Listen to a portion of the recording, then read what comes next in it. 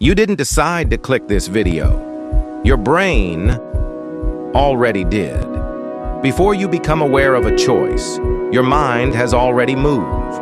It has weighed the options, predicted the outcome, and quietly nudged you forward.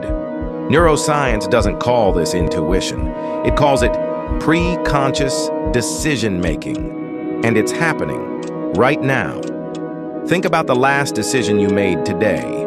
Opening your phone, choosing what to eat, stopping your scroll right here. It felt intentional.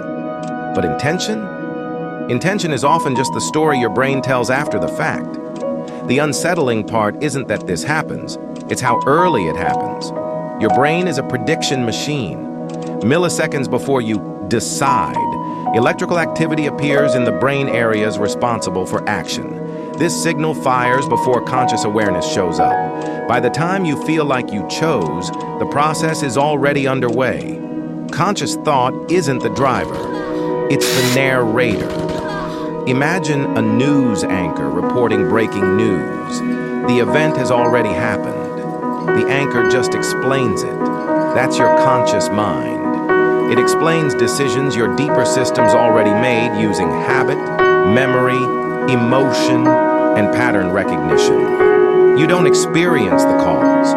You experience the explanation. This is why you reach for your phone without thinking. You react emotionally before logic arrives. You feel pulled towards certain people, ideas, or content.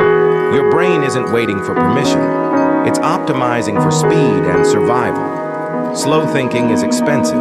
Automation is efficient. Most of your day runs on autopilot. Not because you're careless, because your brain evolved that way. If every choice required full awareness, you'd freeze. So the brain shortcuts. Patterns replace deliberation, familiarity replaces analysis, and comfort replaces truth. This raises an uncomfortable question. If your brain decides first, what role do you actually play? The answer isn't that free will doesn't exist. It's that free will has a delay, a small one, but a powerful one.